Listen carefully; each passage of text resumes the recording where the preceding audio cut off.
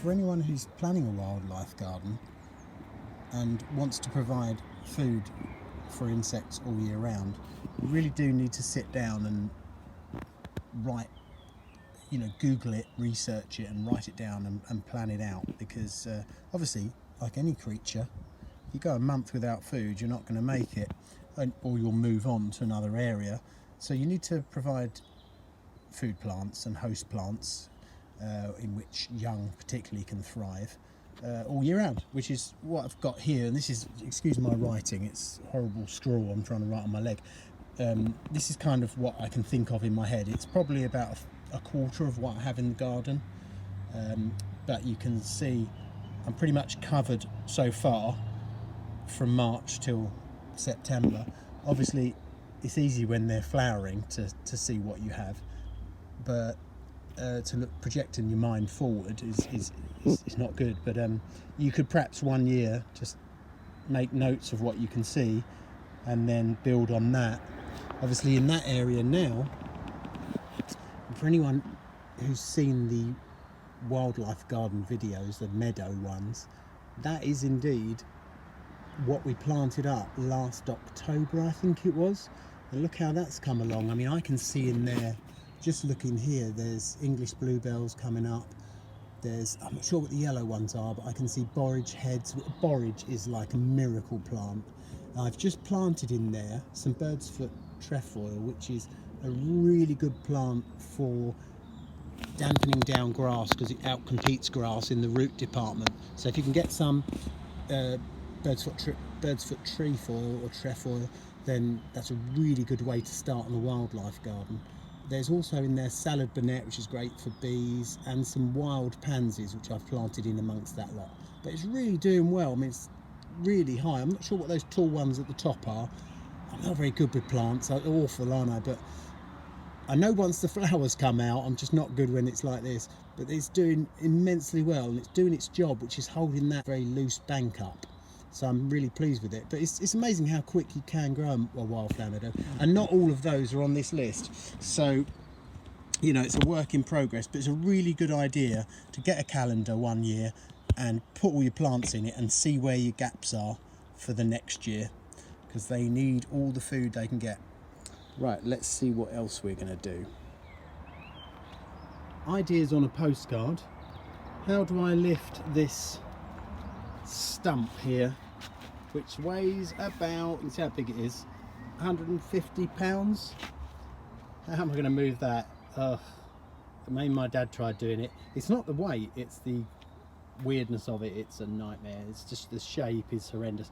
But this thing here, look, that is a lump of concrete that I got out of the ground for this pond, which is now in. Yay, that's all free. God, I can imagine people watching this thinking, yeah, he's really sad. But this is exciting for me. About a year ago, this place was unrecognisable up here.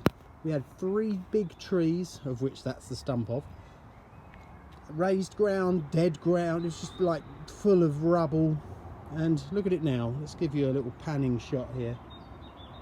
It's a lovely night tonight. I didn't wait till tomorrow, because I was sitting there thinking, no, it's too nice. I can hear the birds singing. It's just wonderful up here tonight. I'm so pleased with what I've achieved so far. It's going to be a wonderful wildlife garden. Look at these up here now. This I was just showing you a minute ago. Oh, there's another plant there. I think that's dead nettle there. That's another one I've just seen. So this is really thick and lush now with wildflowers. It's going to be beautiful in another month. That will have all flowered. It'll be wonderful. So yeah, I'm toying with the idea of leaving the pond, that one, as a bog garden, because that way I don't need to throw any of the marsh marigold away or the iris, which is really, overgrowing in it. I can just leave it, and then it provides food from those plants as well, and just keep these ones as the wildlife gardens, the actual ponds, for the wildlife garden. Keep them relatively free of iris. I think it's really nice up here. It's actually a place I want to be now up here. I was I always kind of stayed on the deck and on the pond down there because it was such hard work getting this to this stage. And please, if you're watching this, go back a few videos and you'll see, perhaps to the tree coming down, there was like a 45-foot tree here. And you know, I thought when I was doing that there was no light at the end of the tunnel, but there really is. Like, you can achieve this. I've done this on my own with no machinery. I've probably moved 6 tons of material around to shape this to where it is now. Digging the pond. You know, the funny thing is, that pond difficulty, because there was already one there, was 6 out of 10. That one, 7 out of 10. That tiny one you'd think would be a walk in the park, 10 out of 10. It was, I basically hit a hot spot of rubble and it was a living nightmare. Another little trick, by the way, which I forgot to mention before, is that when you are doing a wildlife pond, I'm just conscious that my cat is doing something. Bear with me 1 second. I'll make sure she hasn't got a newt. No, you haven't. You be a good girl. She had a little bit of a moment. I'm not even going to edit that. When you're doing your pond, it wasn't too much of an issue with the bigger ones. Make sure, once you've got it level at the bottom, you know, you're happy with the level of the width, across the width and the length, put a couple of buckets of water in it at that point, because as I was washing the earth around and down the side of this to hold it in, it just kept bobbing up. It was floating in its own water underneath it. So it was just so frustrating. And then I realised, why haven't I put water in this? That's already a good idea. Once you're happy with the level, put a few buckets of water in it, and then you can still move it about and get that level right. It's a really good trick, and probably one of the most important ones I didn't mention before.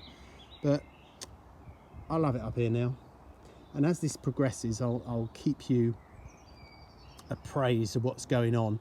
I'm trying to think of some other little projects now that I can take you with. I'm probably going to do an insect habitat next. That'll be the next thing. Let's go and have a look at the habitats. So what date is it today? It's the 4th of May. Excuse the... Oh, well, this is phase 3. The whole deck's coming out and being made a lot smaller because I don't need a big deck. I can get another 8 foot of garden all the way along this side. This deck is rotten now. You can see holes in it. It's done its job. It's 10 years old. It really is on the way out now. So I'm going to recycle it. Obviously, there'll be plenty of habitats made from this stuff, which would be awesome. But yeah, I don't know why I didn't think of this, but what a great time as the sun's going down in the west to have a look at these habitats. And you can see they're starting to get busy. The males are out. So what these guys do, they come out first. I'm sure my cat is up to something. Spooky, she knows the drill. What have you found, you little monkey? She knows. She knows that I'm a bit of an extremist with insects and amphibians. So yeah, the males come out first because they are laid last in the front of the chambers, because like I said before, if it's too cold, there's a cold snap. Doesn't matter if you lose 90% of the males, you only really need one to have its way, for want of a better word, with more than one female. So they do come out first, and what they're doing now is looking for that ideal hole, buzzing around, going from hole to hole to hole. And I'll try and find one. I'm not sure if I'll find one. It's a little bit early, sitting in a hole, which they'll do when they're finally satisfied, with their head sticking out, waiting for a female. And I can't see any. So there's one there, but he's still looking.